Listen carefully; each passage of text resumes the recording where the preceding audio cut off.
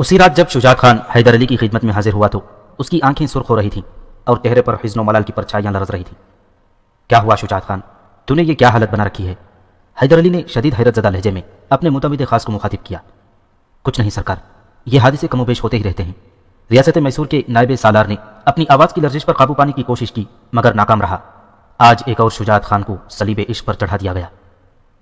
तू किसका जिक्र कर रहा है? वाली मैसूर की हैरत में मजीद इजाफा हो गया था। कल तक तो दूसरों ही के फसाने सुनता रहा मगर आज बरसों बाद अपना किस्सा छेड़ा है। शुजात खान की आंखों से भी खून बह रहा था और आवाज़ भी जख्मी थी। सरकार, अगर मैं अपने अहद का पाबंद ना होता तो आपको हरगिज़ न बताता कि मेरे कानों ने क्या सुना और आंखों ने क्या देखा। आपके अंदेशे दुरुस्त थे। पंडित की बेटी शहजादे के इश्क में मुब्तला हो गई है। मैंने फातिमा बेगम से पहले ही कह दिया था कि उस लड़की के इरादे बहुत खतरनाक नजर आ रहे हैं। हैदर अली के लहजे से वही एहसास तमानियत झलक रहा था जो किसी मुश्किल सवाल को हल करने के बाद पैदा होता है। मगर ये वो इश्क नहीं है सरकार। शुजात खान बड़ी बेबाकी से बोल रहा था। ये तो वो इश्क है जो घर बार, धन व दौलत, ईमान, धर्म, गर्ज इंसान की हर चीज़ कोचे महबूब में नीलाम करा देता है। बरसों से दर बदर फिर रहा हूँ मगर मैंने आज तक वक्त के आईने में अपने सिवा कोई दूसरा चेहरा नहीं देखा। राहदारी में बहुत अंधेरा था लेकिन फिर भी मेरी आंखों ने सब कुछ देख लिया। उस लड़की के खदोखाल शुजात खान ही से मिलते हैं। वो मेरा ही दूसरा अक्स है। क्या बेसरोपा बातें कर रहा है? हैदर अली ने झिंझलाते हुए लहजे में कहा। मुझे बोलने दीजिए सरकार। शुजात खान ने वाली मैसूर की तंबीह को नज़रअंदाज कर दिया। अमानतदार हूँ इसलिए एक एक बात पूरी दयानत के साथ बयान करूंगा। कब्र में भी जाना है और खुदा को भी मुंह दिखाना है। आपकी मोहब्बत में किसी दूसरे की हक तलफी नहीं कर सकता। हैदर अली के माथे पर कई बल पड़ गए और वो नागवारी के अंदाज में शुजात खान की बात मुकम्मल होने का इंतजार करने लगा। उस लड़की को बदला नहीं जा सकता। ब्राह्मणजादी का सीना भी साफ है और कौल भी सच्चा है। शुजात खान अजीब सी सरमस्ती के आलम में गुफ्तगू कर रहा था। ज्यादा से ज्यादा यह हो सकता है कि पंडित उसे किसी जीनत जहां की तरह डोली में बिठाकर किसी अमराव खान के हवाले कर दे। मगर शुजात खान के दिल को कैसे बदलेगा कि जब उसे महबूब के रुखसार ना मिल सके तो उसने अपने लब तलवार की तेज धार पर रख दिए। इस तरह भी प्यास नहीं बुझी तो किसी दिन जलते हुए अंगारों पर होंठ रख देगा, फिर आग आग में मिल जाएगी। उसके बाद शायद शुजात खान ने जानबूझकर अपनी बात अधूरी छोड़ दी या सीने की आग ने उसकी जुबान को जला डाला था। तू अपना जिक्र दरमियान में क्यों ले आया? हैदर अली ने इंतहाई तुंदो तेज लहजे में कहा। सरकार, ये मैं ही तो हूं जिसे दूसरी बार जंजीरें पहनाकर मक्तल की तरफ ले जाया जा रहा है। शुजात खान की आवाज़ में सारे जहां का दर्द सिमट आया था। मैंने आज तक किसी के सामने अपनी बर्बादी का मरसिया नहीं पढ़ा मगर उस लड़की की तबाही का नौहा जरूर पढ़ूंगा। हाय सरिता देवी, जालिम इश्क ने उस मासूम को भी नहीं छोड़ा। शुजात खान श्रीरंगापट्टनम के महल से बेंगलुरु की एक देहात में पहुंच गया था और वाली मैसूर का जहन सियासत की मुख्तलिफ शाहराहों में बहुत तेजी से सफर कर रहा था। आखिर तवील सुकूत और गौर फिक्र के बाद हैदर अली शुजात खान से मुखातिब हुआ। पंडित मोहनदास को किसी दूसरे मंदिर का पुजारी बनाकर इस शहर से रुखसत कर दे, फिर यह खूबसूरत बला भी उसी के साथ चली जाएगी। शुजात खान ने बड़ी अजियत के साथ वाली मैसूर की तरफ देखा। सरकार, उस लड़की को उसके हाल पर छोड़ दें। राजमहल से रुखसत होकर तो वो मर ही जाएगी। तू जज्बात के हाथों मगलूब होकर अपने होशो हवास खो बैठा है शुजात खान। हैदर अली के लहजे में आमिराना सख्ती थी। सरिता एक हिंदू लड़की है। अगर उसका पागलपन शिद्दत इख्तियार कर गया तो पूरी रियासत में फसाद बर्पा हो जाएगा और राजा कृष्णा मजहब की आड़ लेकर मेरे खिलाफ हंगामा खड़ा कर देगा। शुजात खान ने बहुत जल्द इस नाजुक सूरत हाल को महसूस कर लिया। आप दुरुस्त कहते हैं, सरिता को इस शहर से रुखसत कर देना ही बेहतर है। मैं खुद पंडित मोहनदास से बात करूंगा। हैदर अली पहले ही अपना फैसला सुना चुका था मगर अभी उसका नफाज बाकी था। वो सरिता की शादी कर दे या उसे लेकर कहीं दूर चला जाए। दूसरे दिन हैदर अली सरिता के सिलसिले में पंडित मोहनदास से बात करना चाहता था कि अचानक एक और हंगामा उठ खड़ा हुआ। रियासत के जासूसों ने खबर दी कि सूबा सिरा में बगावत के आसार पैदा हो रहे हैं जिनका फौरी तदराक जरूरी है। हैदर अली बहुत इजलत से अपनी फौज लेकर सिरा की तरफ रवाना हुआ। शुजात खान ने साथ चलने के लिए कहा तो वालिया मैसूर ने मना कर दिया। तुम्हारा श्रीरंगापट्टनम में रहना बहुत जरूरी है। मैं इस बगावत को तो कुचल डालूंगा लेकिन अगर खुदा ना ख्वास्ता उस लड़की की वजह से टीपू बागी हो गया तो मैं अपनी जिंदगी की जंग हार जाऊंगा। ऐसा नहीं होगा सरकार, शुजात खान ने पुरयकीन लहजे में कहा। मैं शहजादे को खूब जानता हूं, फिर भी तुम उस लड़की पर गहरी नजर रखो और मेरी वापसी का इंतजार करो। हैदर अली ने चंद ही दिनों में सूबा सिरा की बगावत फर्द कर दी और फिर बालापुर और नंदीगढ़ की तरफ मुतवज्जे हुआ। बालापुर का पालेगार राजा हैदर अली से मुकाबले की ताकत नहीं रखता था। मजबूरन उसने पगनंडा के राजा मुरारी राव से इमदाद तलब की। फिर ये दोनों मिलकर हैदर अली के मुकाबिल सफ आरा हो गए। अफवाज मैसूर तूफान की तरह आगे बढ़ी और दुश्मन को एक ही हमले में पसपा कर दिया। राजा मुरारी राव शिकस्त खाकर पगनंडा की तरफ रवाना हो गया। हैदर अली की फौजें उसके ताक़ुब में रवाना हुई। पहली लड़ाई गोरी बड्डा पर हुई जिसमें मुरारी राव को शिकस्त का सामना करना पड़ा। राजा भागकर पगनंडा में किला बंद हो गया। 1 महीने तक मुहासिरा जारी रहा। आखिर राजा मुरारी राव ने अपने आप को हैदर अली के सुपुर्द कर दिया। उसी दौरान वालिया मैसूर ने अपने सालार मीर अली रजा खान को नंदी की तरफ रवाना किया। आखिर एक तवील मुहासरे के बाद नंदी को शिकस्त हुई और मीर अली रजा खान ने राजा और उसके अहलखाने को गिरफ्तार करके बेंगलुरु रवाना कर दिया। राजा नंदी के 2 लड़के मुसलमान हो गए। फिर हैदर अली ने बदरुज़्ज़मा खान को नंदी के इलाके पर किलेदार मुकर्रर किया। यह रियासत मैसूर का एक मुअज़्ज़ज़ सरदार था। बालापुर और पेनगुंडा को फतेह करने के बाद हैदर अली कुछ दिनों के लिए सूबा सिरा में ठहर गया। अभी वो श्रीरंगापट्टनम जाने का इरादा कर ही रहा था कि मुहाफिज सिपाहियों ने एक फरियादी नौजवान को हैदर अली की खिदमत में पेश किया, जो वालिय मैसूर को देखकर ज़ारो क़तार रोने लगा। मैंने आपके इंसाफ के बहुत चर्चे सुने हैं सम्राट। हिंदू नौजवान की आंखों से मुसलसल आंसू बह रहे थे, इसीलिए आपकी शरण में चला आया हूँ। तो अपना हाल बयान कर। हैदर अली ने हिंदू नौजवान को तसल्ली देते हुए कहा, हम तेरे साथ इंसाफ करेंगे कि तू मुतमईन हो जाएगा। मेरा नाम महाबदी है सम्राट। नौजवान ने अपनी दास्तान अलम बयान करते हुए कहा, मैं राजा बिदनूर का लड़का हूँ। राजा के इंतकाल के बाद रानी ने एक ब्राह्मण वजीर से नाजायज़ ताल्लुकात कायम कर लिए हैं और दोनों ने मिलकर मुझे मेरे जायज़ हुकूक से महरूम कर दिया है। उन्हें रात दिन ऐशो इशरत के सिवा कोई दूसरा काम नहीं। रियाया बदल हो गई है और हर तरफ बदामनी फैल गई है। मैंने बहुत चाहा कि रानी अपनी इस्लाह कर ले, मगर कोई फ़ायदा नहीं हुआ। उस बदकार औरत ने अपने आशना वजीर के साथ साजिश करके मुझे मार डालने की कोशिश की। एक रात रानी के आदमियों ने मेरा गला घोंटा और मुझे मुर्दा समझकर एक मंदिर में दफन कर गए, मगर अभी मेरी जिंदगी बाकी थी। मंदिर के एक पुजारी ने मिट्टी हटाकर मुझे बाहर निकाला और नसीहत की कि मैं भेस बदल कर रियासत बिदनूर से निकल जाऊं। अब मैं आपके पास आया हूं और इंसाफ चाहता हूं कि मुझे मेरा हक दिलाया जाए। मैं आपको इस एहसान के इवज़ हमेशा खराज अदा करता रहूंगा। अगर तेरे बयान करदा वाक़यात दुरुस्त हैं तो तुझे इंसाफ ज़रूर मिलेगा। हैदर अली हिंदू नौजवान महाबदी को यकीन दिलाते हुए कहा। दूसरे दिन वालिय मैसूर ने अपने एक मोतमद को शुजात खान के नाम एक खुफिया खत देकर श्रीरंगापट्टनम रवाना किया। खत में सिर्फ चंद सतरें तहरीर थी। मैं एक ज़रूरी मुहिम पर जा रहा हूँ, तुम सरिता की निगरानी जारी रखो, बहुत जल्द वापस आऊँगा। शुजात खान को नई हिदायत भेजने के बाद नवाब हैदर अली अपनी फौज लेकर रियासत बिदनूर की तरफ बढ़ा।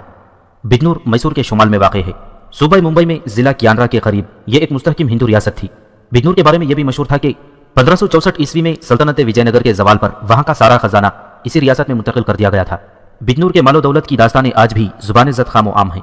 यह पूरा इलाका कोहस्तानी है, जहाँ कदम कदम पर कीमती लकड़ी के घने जंगल और दुश्वार गुजार पहाड़ियाँ मौजूद हैं। बिदनूर तक पहुंचने के लिए एक तंग रास्ते के सिवा कोई दूसरी गुजरगाह नहीं थी। उस रास्ते को मजीद पेचीदा और दुश्वार गुजार बनाने के लिए थोड़े थोड़े फासले पर छोटे छोटे किले तामीर किए गए थे। ये सारे इलाके 8 मील के रुकबे में फैले हुए थे। रियासत बिदनूर का पाया तख्त इस कदर खूबसूरत था कि अक्सर शायरों ने उसकी तारीफें लिखी हैं। उस वक्त रियासत की आबादी 50,000 के करीब थी, लेकिन शहर बहुत कुशादा और फराख था। हर मकान के साथ एक वसी इलाका मौजूद था जो इंतहाई दिलकश मंजर पेश करता था। शाहराहों पर 2 रवैया दरख्त लगे हुए थे, पानी की नहरें बहती थीं और गली कूचों में संगरेजों का फर्श बिछा हुआ था। नवाब हैदर अली तेज रफ्तारी के साथ रियासत बिदनूर की तरफ बढ़ रहा था। रास्ते में कोई मुजाहिमत नहीं हुई क्योंकि तमाम लोग उस नौजवान महाबदी से वाकिफ थे। फिर भी हैदर अली इतने मोहतात अंदाज में अपना सफर जारी रखा था कि जब तक वालिय मैसूर की फौज बिदनूर के गिरदो नवाह में नहीं पहुंच गई, उस वक्त तक रानी को कुछ पता ही नहीं चल सका। फिर जब हैदर अली का लश्कर किले के करीब क़ैमज़न हो गया तो बिदनूर की रानी और उसके आशना ब्राह्मण पर यह राज खुला कि दुश्मन उनके दरवाजे तक आ पहुंचा है। हैदर अली क़त्ल व ग़ारत के बगैर रियासत की तख्त नशीनी के मसले को हल करना चाहता था, इसलिए वालिय मैसूर ने अपने एक कासिद को रानी बिदनूर के नाम यह पैगाम देकर भेजा, वाज़ेह रहे कि मैं तुम्हारे इस खूबसूरत इलाके को ताख्त ताराज करने की नीयत से हरगिज़ यहाँ नहीं आया हूँ, और मैं ये भी नहीं चाहता कि बिदनूर की कुशादा गलियाँ इंसानी लाशों के अंबार से पिट जाएं और दिलकश शाहराहों और साफो शफाफ कूचों में आदमजादों के ताफुन की दलदल खड़ी हो जाए। इसलिए बेहतर है कि तुम इज़्ज़त व वक़ार के साथ मेरे खैमे में तशरीफ़ लाओ और गुफ्तगू के जरिए तख्त नशीनी के मसले को हल करके हकदार को उसका हक लौटा दो। उसके बाद मैं अपनी मुमलिकत की तरफ वापस लौट जाऊँगा और रियासत बिदनूर की फरागत व खुशहाली इसी तरह कायम रहेगी। अमन और सलामती का रास्ता बहरहाल बेहतरीन रास्ता है और मुझे उम्मीद है कि तुम उसी रास्ते पर गामजन रहोगी। जब हैदर अली का कासिद ये खत लेकर पहुंचा तो उस वक्त दरबार में रानी का आशना ब्राह्मण ज्ञानी भी वहां मौजूद था। रानी ने हैदर अली के तहरीर करदा एक एक हर्फ को बहुत गौर से पढ़ा और फिर वालिय मैसूर का खत ज्ञानी राम की तरफ बढ़ा दिया। अय्यार ब्राह्मण के मुंह को इख्तिदार का खून लग चुका था, इसलिए वो रियासत की हुक्मरानी से दस्तबरदार होने के लिए तैयार नहीं था। ज्ञानी राम ने अपने ही जज्बा हिरिस से मगलूब होकर रानी को एक इंतहाई गुमराहकुन मशवरा दिया। रानी खुद भी रियाया पर हुक्म चलाने और जुल्म करने की आदी हो चुकी थी, इसलिए फौरन ही ज्ञानी राम के वर्गलाने में आ गई। फिर दोनों ने बाह मशवरे करके हैदर अली के खत का जवाब लिखा। नवाब को मालूम होना चाहिए कि यह रियासत का अंदरूनी मामला है, इस सूरत में कि बाहर किसी शख्स को यह हक नहीं पहुंचता कि वो किसी जवाज़ के बगैर हमारे ज़ाती मामलात में मुदाखिलत करे। दूसरे, नवाब ने अपने खत में ताजो तख्त के जिस हकदार का जिक्र किया है, दरअसल वो हकदार ही नहीं है। महाबदी रियासत के स्वर्गवासी राजा का मुतनबती लड़का नहीं, बल्कि उनकी एक दाश्ता की निशानी है। फिर यह कैसे मुमकिन है कि राजा की अजीम विरासत को उस लड़के के हवाले कर दिया जाए जिसका उसके खानदान से कोई खूनी रिश्ता नहीं और जिसे बिदनूर की अवाम राजा की नाजायज़ औलाद समझते हैं। सारे हक़ाइक़ जानने के बाद यही बेहतर है कि आप चुपचाप अपने इलाके की तरफ लौट जाएं। नवाब हैदर अली ने बड़ी हैरत के साथ रानी बिदनूर का खत सुना। इस दौरान महाबदी का चेहरा गुस्से से सुर्ख होता जा रहा था। फिर जब खत की आखिरी सतर पढ़ी गई तो महाबदी अपने जज्बात पर काबू ना पा सका और शिद्दत और गज़ब से चीख उठा, भगवान की सौगंध, ये सब कुछ गलत है, मुझ पर बड़ी संगीन तोहमत है। महाबदी की हिज़यानी चीखें जारी थीं और नवाब हैदर अली बड़ी खामोशी से उस नौजवान की दिली जज्बात का जायजा ले रहा था जिसे रानी बिदनूर ने गलीज़ तरीन गाली दी थी। हैदर अली को किसी मुजस्समे की तरह खामोश पाकर एकाएक महाबदी के चेहरे पर शदीद मायूसी और हल्के से खौफ के आसार नुमाया होने लगे। सम्राट, क्या आप भी मेरी खानदानी हैसियत पर शक करते हैं? मुझे यकीन नहीं आता कि इस दुनिया में इतने बड़े झूठे भी पाए जाते हैं। उस नाहिंजार औरत ने अपने पापों को छुपाने के लिए मेरे चेहरे पर यह कैसी सियाही मल दी। बात करते वक्त महाबदी की जुबान लड़खड़ा रही थी। اور وہ خوف سے سہما جا رہا تھا کہ کہیں حیدر علی اس پر شک نہ کرنے لگے اور والی میسور اسے موت کے منہ میں تنہا چھوڑ کر واپس چلا جائے۔ تو سچا ہے نوجوان، حیدر علی نے مہابدی کی دہشت کم کرنے کے لیے اس کے کندھے پر ہاتھ رکھ دیا۔ رانی جھوٹ بولتی ہے، اور اگر تو جھوٹا ہوتا تو اس علاقے کے سینکڑوں باشندے تجھے عزت و احترام کی نظر سے نہ دیکھتے۔ ہم راستے پر ہر چیز کا جائزہ لیتے ہوئے آگے بڑھ رہے تھے۔ پھر مہابدی نے اس طرح پوچھا جیسے کوئی فاقہ زدہ انسان کسی سے روٹی کا سوال کرے اور اسے اس بات کا یقین نہ ہو کہ دینے والا اسے جھڑک دے گا یا اس کی ضرورت پوری کر دے گا۔ تو نے ہم سے انصاف مانگا تھا، اس لیے ہم تجھے انصاف ہی دیں گے۔ حیدر علی نے چند الفاظ میں مہابدی کو مطمئن کر دیا، پھر فوراً ہی رانی بجنور کے نام دوسرا خط تحریر کرایا۔ ہم نے تمہیں حاضر ہونے کا حکم دیا تھا اور اس بات کی وضاحت طلب نہیں کی تھی کہ مہابدی کون ہے۔ ہمارا یہ مزاج نہیں کہ ہم صرف ایک شخص کی گواہی پر ایک طرفہ فیصلہ سنا دیں۔ ہماری عدالت میں دونوں فریقوں کا موجود ہونا بہت ضروری ہے۔ بجنور کے تخت کا وارث کا قضیہ تو ایک طرف، تمہارا سب سے بڑا گناہ یہ ہے کہ تم نے ہمارے حکم کی توقیر نہیں کی۔ ایک عورت ہونے کی وجہ سے ہم تمہیں کچھ دیر کی مہلت اور دے رہے ہیں۔ تمہارے حق میں یہی بہتر ہوگا کہ وقت ضائع کیے بغیر قلعے سے باہر نکل آؤ اور اس حکم نامے کو سر پر رکھ کر ہمارے خیمے میں داخل ہو جاؤ۔ رانی بجنور نے حیدر علی کا دوسرا خط پڑھا اور سوالیہ نظروں سے گیانی رام کی طرف دیکھنے لگی۔ یہ سب اس کی دھمکیاں ہیں، دن کی چالیں ہیں۔ گیانی رام رانی کو مسلسل غلط مشورے دے رہا تھا۔ ہم ایک بڑی فوج رکھتے ہیں اور سب سے بڑھ کر یہ ہے کہ ہم اپنے پسندیدہ محاذ سے جنگ کر رہے ہیں۔ حیدر علی اور اس کے لشکر کو تو یہاں سے بھاگنے کا بھی موقع نہیں ملے گا۔ ہوس پرست رانی گیانی رام کے ہاتھوں کا کھلونا تھی، اس لیے حیدر علی کے حکم کی شدت محسوس نہ کر سکی اور اس نے والی میسور کے قاصدوں سے صاف صاف کہہ دیا کہ وہ خود بھی بار بار جواب دینے کی عادی نہیں۔ حیدر علی نے وہ رات جنگ کی منصوبہ بندی میں گزاری اور پھر صبح ہوتے ہی پورے زور و شور سے بجنور کی فوج پر حملہ کر دیا۔ رانی کے سپاہی شروع میں تو بہت سخت جان ثابت ہوئے، مگر جب موج خون ان کے سروں کے قریب سے گزرنے لگی تو وہ گھبرا گئے۔ بجنور کا سپہ سالار ایک زیرک انسان تھا، اندازہ کر لیا تھا کہ ابھی بازوئے قاتل نہیں ٹھہرے گا، اور اگر ٹھہرے گا تو بستیاں ویران ہو چکی ہوں گی اور ریاست کے در و بام پر موت کا گہرا سناٹا طاری ہو چکا ہوگا۔ یہ سوچ کر لامبا نے میدان جنگ میں سفید جھنڈا لہرا دیا۔ حیدر علی نے سپہ سالار لامبا کو امان بخش دی اور ریاست کے تمام سپاہیوں سے ہتھیار رکھوا لیے، مگر کسی کو زنجیر نہیں پہنائی۔ قلعے کے دروازے بند تھے۔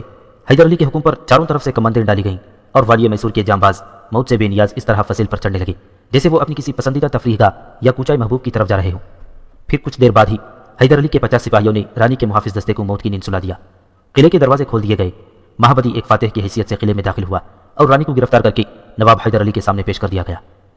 دوسرے دن دربار آراستہ کیا گیا جس میں ریاست کے تمام معززین اور شرفا شریک ہوئے۔ رانی نے حیدر علی سے معافی مانگ لی تھی، اس لیے اسے بھی عزت و احترام کے ساتھ دربار میں آنے کی اجازت دی گئی تھی۔ پھر جب تمام لوگ جمع ہو گئے تو والیہ میسور نے حاضرین سے مخاطب ہو کر کہا، ہماری الغار کا مقصد اس کے سوا کچھ نہیں تھا کہ ایک حقدار کو اس کا حق دلا دیں اور کسی خون خرابے کے بغیر واپس چلے جائیں، مگر رانی اور اس کے مشیروں نے ہماری طرف سے دیے جانے والے سلامتی کے پیغام کا مذاق اڑایا، یہاں تک کہ ہم اپنی شمشیر بے نیام کرنے پر مجبور ہو گئے۔ اب اگر ہزاروں انسان خاک و خون میں نہا گئے تو اس کی ساری ذمہ داری ریاست کے منتظمین پر عائد ہوتی ہے، بخدا اس میں ہمارا کوئی قصور نہیں۔ یہ کہہ کر حیدر علی مہابدی کی طرف متوجہ ہوا، نوجوان، یہ تمہارے اپنے ہی لوگ ہیں، تم انہیں بتاؤ کہ اس حملے کا سبب ہماری ذاتی غرض ہے یا تمہاری فریادیں۔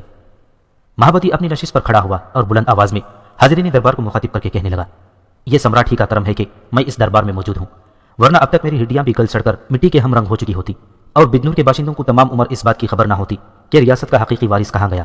اس کے ساتھ ہی مہابدی نے رانی اور گیانی رام کی سازش کا تفصیلی حال بیان کیا اور پھر حیدر علی کا اشارہ پا کر اپنی نشست پر بیٹھ گیا۔ اس کے بعد والی میسور رانی بجنور سے مخاطب ہوا، اب آپ سر دربار اعتراف کر لیجئے کہ مہابدی راجا کی کسی داشتہ کی نشانی نہیں بلکہ تاج و تخت کا جائز وارث ہے۔ والی میسور کے حکم کی تعمیل میں رانی کو بھی اپنی نشست پر ایستادہ ہونا پڑا۔ پھر اس عیار عورت نے جھکی ہوئی نظروں کے ساتھ رک کر اپنے جرم کا اقرار کر لیا اور حیدر علی سے معافی طلب کی۔ آپ میری مجرم نہیں، اس نوجوان کی قصوروار ہیں۔ نواب حیدر علی نے مہابدی کی طرف اشارہ کرتے ہوئے کہا، اس کی تعلیف قلب کر دیجئے، میں مطمئن ہو جاؤں گا۔ رانی بجنور نے کسی جھجک کے بغیر مہابدی سے بھی معافی مانگ لی۔ اقتدار کی ہوس نے مجھے اندھا کر دیا تھا، آن جہانی شوہر کے رشتے سے تو بھی میرا بیٹا ہے اور میں اپنے بیٹے سے بہت شرمندہ ہوں۔ مہابدی ایک سیدھا سادہ نوجوان تھا، فریب کار عورت کی باتوں سے فوراً ہی بہل گیا اور سر دربار کھڑا ہو کر کہنے لگا، مجھے راج ماتا سے کوئی شکایت نہیں، میں ہمیشہ ان کا احترام کرتا رہوں گا۔ معززین دربار، کیا آپ لوگ ہمارے انصاف سے مطمئن ہیں؟ ایک حیدر علی کی باروب آواز گونجی، کہیں ہم سے کوئی غلطی تو نہیں ہوئی؟ ہرگز نہیں، ہرگز نہیں۔ بیک وقت بہت سے درباری پکار اٹھے، حق با حقدار رسید، یہی انصاف ہے، اس کے سوا کچھ نہیں۔ حیدر علی نے ایک شان بے نیازی کے ساتھ اہل دربار پر نظر ڈالی اور پھر اپنے ہاتھ سے مہابدی کو تاج پہنایا۔ نوجوان، تجھے مبارک ہو، والی میسور نے انتہائی پرجوش لہجے میں کہا۔ حیدر علی کی مبارکباد کے ساتھ ہی پورا دربار حاضرین کی مبارکبادوں کے شور سے گونجنے لگا۔ اس ہنگامے میں کسی نے رانی کی طرف نہیں دیکھا جس کا چہرہ کچھ دیر کے لیے مسخ ہو کر رہ گیا تھا، مگر وہ فوراً ہی سنبھل گئی اور انتہائی جبر کے عالم میں اپنے اس بیٹے کی تاج پوشی کی مبارکباد دینے لگی جسے وہ کچھ دن پہلے زندہ دفن کرا چکی تھی۔ جب مبارکبادوں کا شور ختم ہو گیا تو حیدر علی نے پہلے رانی بجنور پھر دوسرے درباریوں سے مہابدی کی وفاداری کا حلف لیا۔ آخر میں ریاست کے نئے حکمران نے हैदर अली के एहसानात का जिक्र करते हुए कहा, मैं सम्राट का शुक्रगुजार हूँ। यह सिर्फ उनकी बदौलत मुझे यह एजाज़ हासिल हुआ है। आज से रियासत बिजनूर रियासत मैसूर की खराज गुजार रहेगी और मैं अपनी आखिरी सांस तक नवाब हैदर अली खान बहादुर का वफादार रहूंगा। जवाबन हैदर अली ने महाबदी को गले लगाकर अपनी कुर्बत का इजहार किया और फिर इंतहाई पुरजलाल लहजे में अहले दरबार से मुखातिब हुआ, हमारा मजहब भी यही कहता है और हमारा मिजाज भी यही कहता है कि हम मोहब्बत का बदला मोहब्बत से देते हैं। महाबदी ने सब लोगों के सामने हमारी वफादारी का हलफ उठाया है, इसलिए हम भी इसे यकीन दिलाते हैं कि वो हमारे दिल से कभी दूर नहीं होगा। जो लोग दरबार में मौजूद हैं वो पूरे होशो हवास के साथ सुन लें कि महाबदी को हमने अपने हाथों से ताज पहनाया है। अगर किसी हवस परस्त ने इस ताज को उतारने की कोशिश की तो हम यही समझेंगे कि उसने हमारे ताज पर दस्तदराजी की है। ये रानी और उसके हमनवालों के लिए खुली तंबीह थी। रानी वाली मैसूर का इशारा समझ गई और उसने दोबारा खड़े होकर इंतहाई पुरजोश लहजे में अपने अहद की तजदीद की, हम में से हर शख्स नवाब बहादुर का मुती और फरमाबरदार रहेगा। महाबदी का जश्न ताजपोशी 7 दिन तक जारी रहा। हैदर अली अपने काम की तकमील करके जल्द से जल्द श्रीरंगापट्टनम लौट जाना चाहता था, लेकिन महाबदी के शदीद इसरार पर उसे बिजनूर में ठहर जाना पड़ा। फिर जैसे ही ये रंगारंग जश्न खत्म हुआ, हैदर अली ने महाबदी के सामने अपना मुतालिबा दोहराया। रियासत के नौजवान हुक्मरान ने किसी हिलो हुज्जत के बगैर मंगलूर की बंदरगाह और उसके मुजाफात का इलाका वालिय मैसूर के हवाले कर दिया। हैदर अली फौरन ही मंगलूर पर कब्जा करने के लिए बंदरगाह की तरफ रवाना हो गया। हैदर अली के जाते ही रानी बिजनूर ने अपने चेहरे पर पड़ा हुआ मसलिहत का नकाब उतार कर तार तार कर दिया। अब वही अय्यार हवसकार औरत अपने मखसूस कमरे में ज्ञानी राम के साथ मुसलसल शराब पी रही थी। दौरान बादानोशी कभी उसके चेहरे पर शदीद गुस्से के आसार उभर आते और कभी वो कहकहा लगाकर हंसने लगती। महारानी, ये आपको क्या हो गया है? ज्ञानी राम उसकी ये हालत देखकर घबरा गया। क्या तू समझता है कि मैं पागल हो गई हूँ? रानी ने अपने आशना को बुरी तरह झिड़क दिया।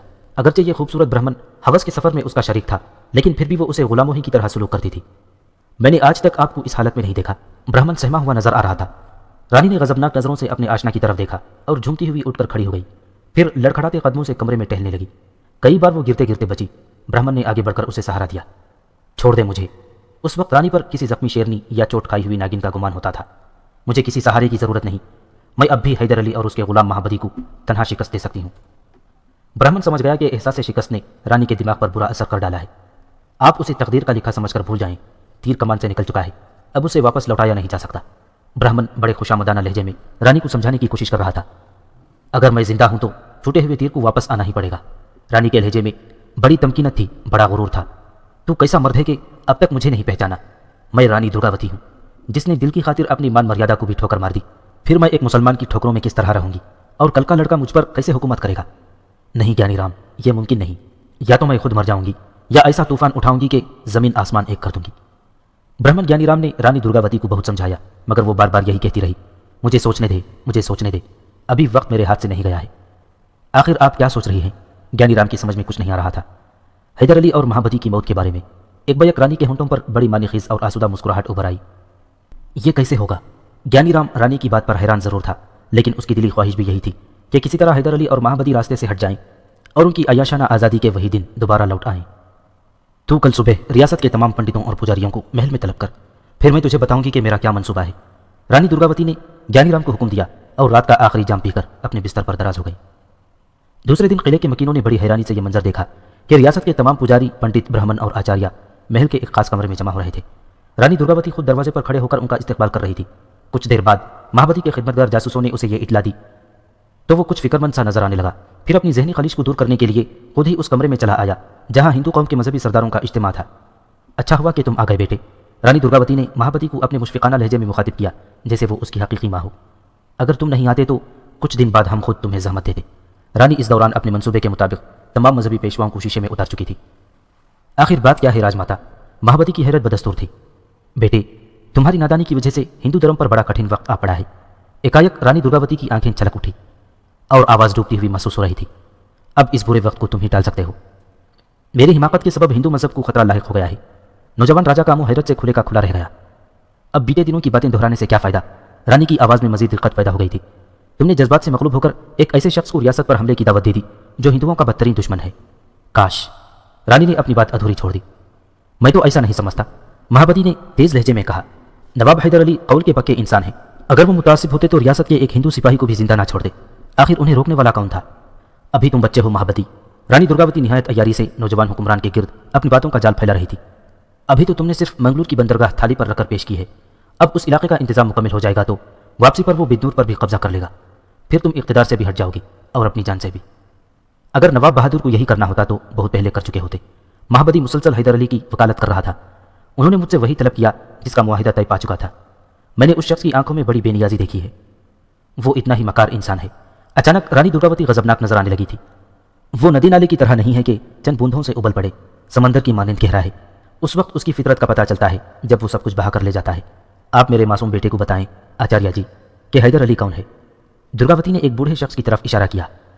यह बूढ़ा आचार्य दयानंद था, जिसकी दाढ़ी मूंछें साफ थीं और लंबे लंबे बाल कांधों तक बिखरे हुए थे।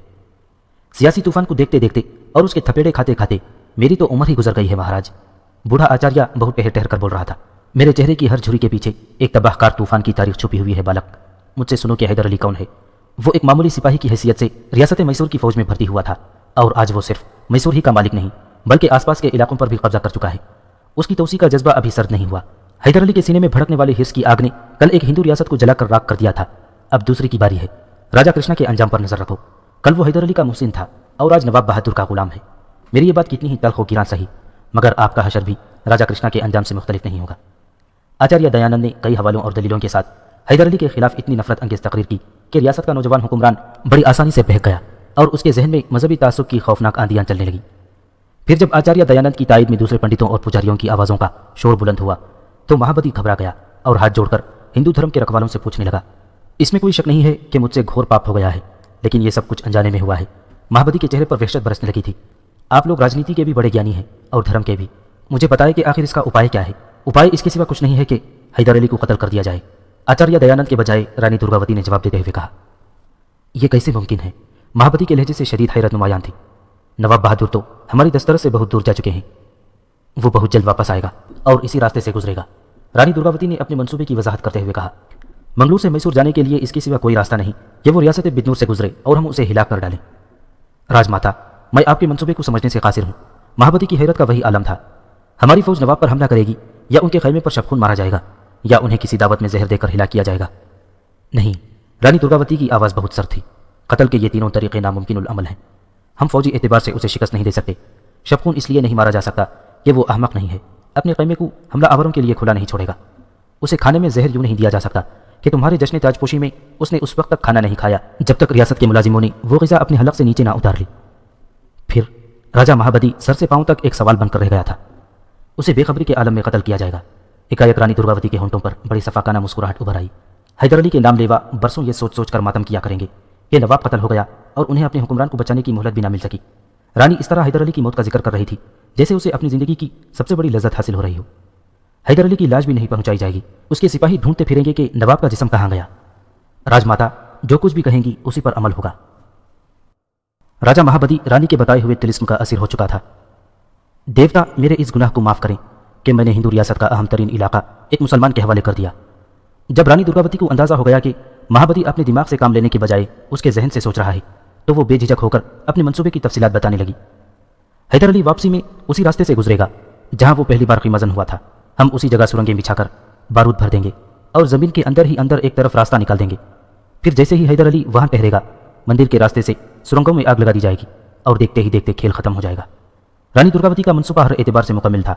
महाबदी और महल में मौजूद तमाम पंडितों के चेहरों पर फातिहाना मुस्कुराहटें रक्स करने लगी। ख्यालों ही ख्यालों में एक हिंदू दुश्मन हुक्मरान का खात्मा कर दिया गया था। रियासत के पंडित और आचार्य महल में पुरतकल्लुफ खाने खा रहे थे और सैकड़ों मजदूर मंदिर के करीब से तवील ज़ेरे ज़मीन सुरंगें खोद रहे थे।